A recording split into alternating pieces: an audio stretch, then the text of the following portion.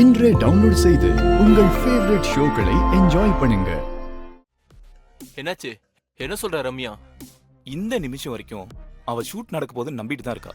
நாங்க சொன்னதெல்லாம் ஞாபகம் இருக்குல்ல, தெளிவா அதை பண்ணிடுங்க. ஷூட் ஆரம்பிக்கிட்டோம், கொஞ்ச நேரத்துல நீங்க சொன்ன மாதிரியே பண்ணிடுறேன். சரி போங்க போங்க, அவ வந்துட போறா. ஓகே.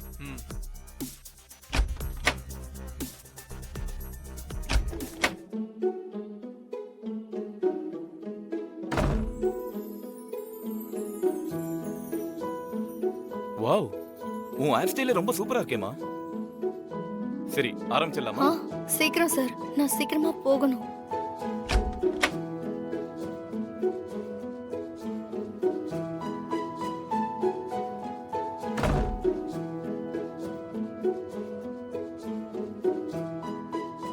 டேக் போலாமா?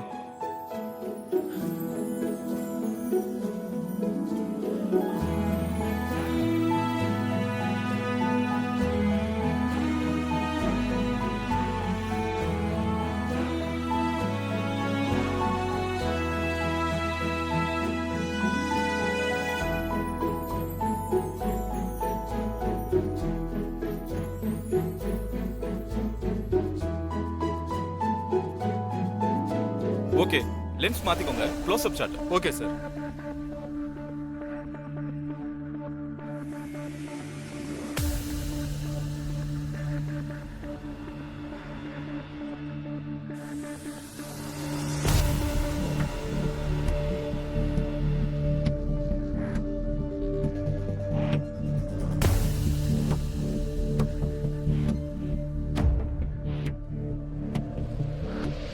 வெரி குட் மா, நைஸ்.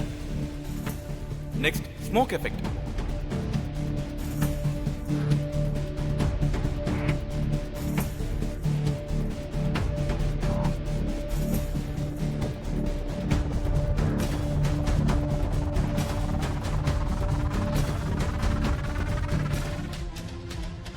கேக் போலாமாமா?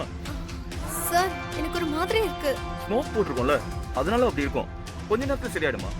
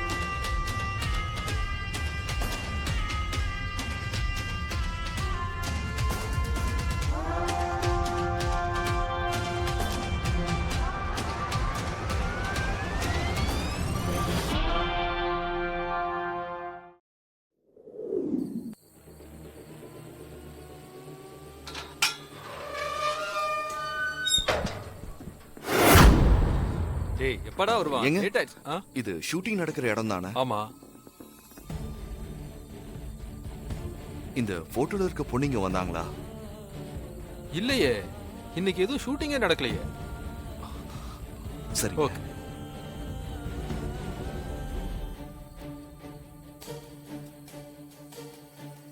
ரம்யா, ஏன் இப்படி பண்ண?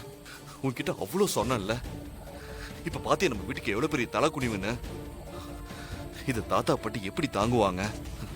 சித்தப்பா சித்தியோட நிலைமையை கொஞ்சம் யோசிச்சு பாத்தியா? எதையுமே யோசிக்காம இப்படி பண்ணிட்டியே ரம்யா.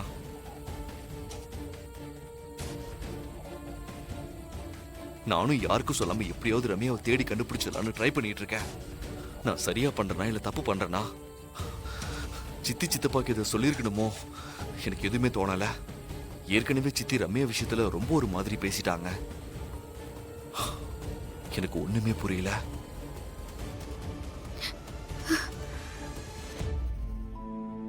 பேசாம வேம்பு சாருக்காவது ஃபோன் பண்ணி பாப்போம்.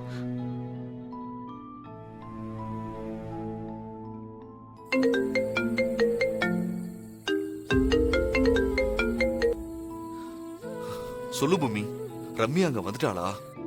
இல்ல வேம்பு சார். எனக்கு மனசுக்கு ஒரு மாதிரி இருக்கு பூமி. ஐயோ, என்ன வேம்பு சார் இப்படி எல்லாம் பேசுறீங்க? பின்ன என்ன பூமி, விடிஞ்சா கல்யாணம், இந்த பொண்ணு இப்படி பண்ணிருக்கா? சித்தப்பா சித்திக்கிட்ட எப்படி இந்த விஷயத்த சொல்றது? எப்படியாவது தேடி கண்டுபிடிச்சிடலான்னு வெறி பிடிச்ச மாதிரி அலையற. அவ எங்கேயுமே காணோம் பொம்மி. ஆதித்யா வீட்டுக்கு போய் பாத்தீங்களா சார்? போனேன். அங்க என்னன்னா அந்த நேத்துல ரொம்ப திமிரா பேசுறாங்க. ரம்யா அங்க வரவே இல்லைன்னு சொல்றாங்க. அதுக்கப்புறம் தான் ஒவ்வொரு ஸ்டுடியோவா தேடிட்டு இருக்கேன். எந்த ஸ்டுடியோக்கு போனாலும் ஷூட்டிங் எல்லாம் நடக்கலன்னு எல்லாரும் அதையே தான் சொல்றாங்க. ரொம்ப பயமா இருக்கு வேம்பு சார். ரம்யாக்கு என்ன ஆச்சோ ஏதாச்சோ ஒண்ணுமே புரியல. வீட்ல சொல்லிடலாம் வேம்பு சார். இதுக்கு மேலயும் இத மறைச்சு வைக்கிறது தப்பா தோணுது. கடைசி நேரத்துல அவளை காணோம்னு சொன்னா ரொம்ப பெரிய பிரச்சனை ஆயிரும். சொல்லிடலாம் வேம்பு சார். கடைசி நேரத்துல அவளை காணோம்னு சொன்னா ரொம்ப பெரிய பிரச்சனை ஆயிரும். சொல்லிடலாம் வேம்பு சார். வேண்டாம் பொம்மி. இந்த நேரத்துல சொன்னா தாத்தா பாட்டி எல்லாம் மனசு ரொம்ப நொந்து போயிருவாங்க. இவ்ளோ நேரம் பொறுத்து போனோம். இன்னும் கொஞ்ச நேரம் பொறுத்துப்போம். கொஞ்சம் ட்ரை பண்ணி தேடி பாக்குறேன். முடியலன்னா சொல்லிடலாம். நீ தைரியமா இரு. இப்ப பேசிட்டு இருக்கலாம் நேரம் இல்ல. நான் போய் தேடுறேன்.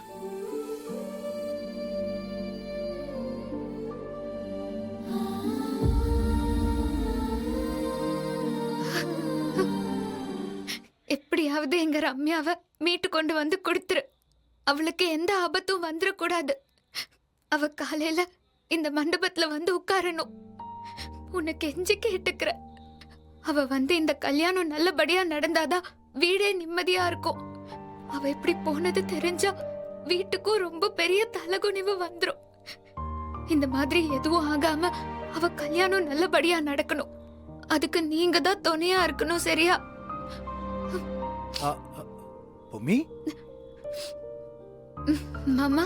அட என்னம்மா, ஒரு வேலையா வெளியே போயிட்டு வந்தா நீ தூங்காம இப்படி கண்ணு முழிச்சிட்டு இருக்க?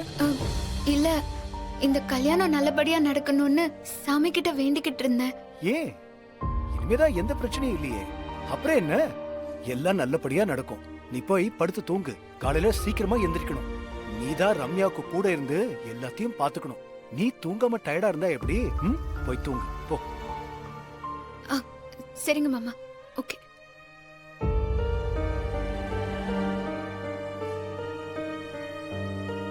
ஏன் இவ பதட்டமா இருக்கா?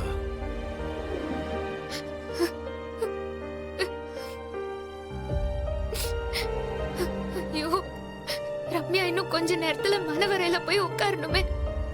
நீ எங்க இருக்க ரம்யா?